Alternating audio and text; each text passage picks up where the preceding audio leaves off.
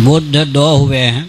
एक भगवान विष्णु के जो दशावतार हैं उनमें बुद्ध हुए हैं।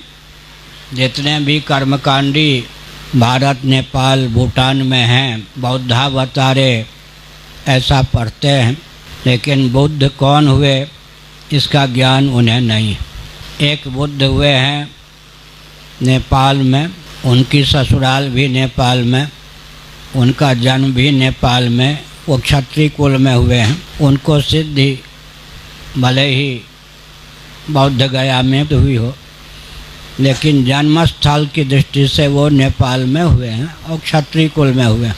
लेकिन भविष्य पुराण के अनुसार विचार करें तो ब्राह्मण कुल में बौद्धावतार हुआ है। बौद्धावतार का क्षेत्र भविष्यत गति से श्रीमद् भागवत में है, कीकटेषु भविष्यति। कीकट में भगवान विष्णु बुद्ध का अवतार लेंगे, बौद्धावतार कीकट में होगा।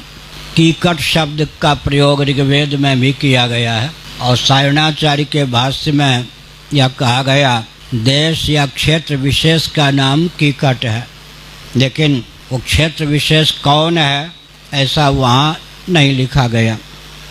श्रीधर स्वामी ने, जिन्होंने श्रीमद् भागवत पर भाष्य लिखा, श्रीधरी टीका आज पूरे विश्व में चर्चित है। चैतन्य महाप्रभु भी उस टीका पर लट्टू थे। उन श्रीधर स्वामी ने कीकट का अर्थ किया है गया क्षेत्र। कीकटेषु भविष्यति, कीकट का अर्थ गया किया है, गया क्षेत्र। हमने लगभग 10 वर्ष पहले ही यहाँ के कई महानुभावों से कहा कि गया क्षेत्र में, जैसे पुरुषोत्तम क्षेत्र है उसके अंतर्गत पुरी है।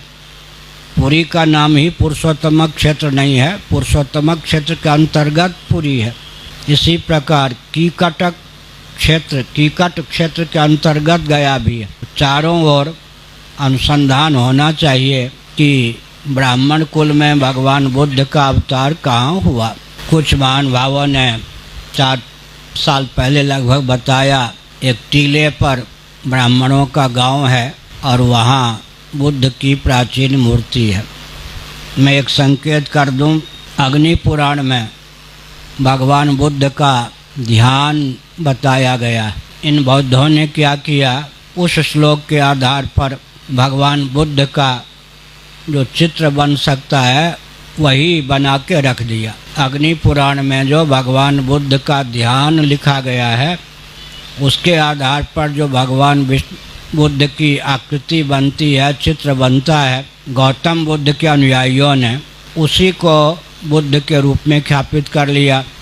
दूसरी बात क्या है, अमर सिंह हुए हैं जिन्होंने अमर कोश की रचना की। वो बौद्ध थे, उन्होंने बहुत ही चतुराई का परिचय दिया। भगवान बुद्ध और गौतम बुद्ध के नाम एक साथ लिख दिया, बीच में विभाजक के रूप में एक शब्द का प्रयोग कर दिया जिसका अर्थ लोग नहीं समझ पाते कि विभाजक है, ताकि भविष्य में लोग ब्राह्मण कुल में अवतीर्ण बुद्ध को भूल जाएं, गौतम बुद्ध ही बुद्ध के रूप में चर्चित हो जाए।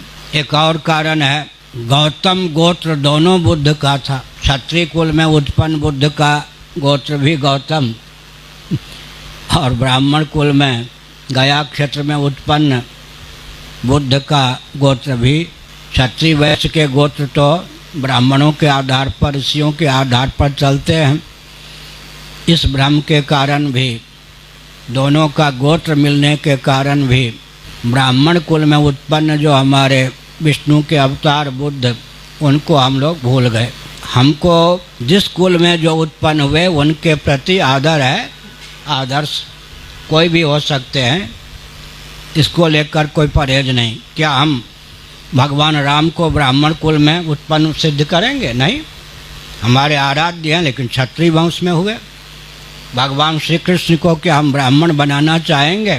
क्षत्रिय कुल में होते हुए हमारे आराध्य हुए। लेकिन सत्य का गला न घोटा जाए।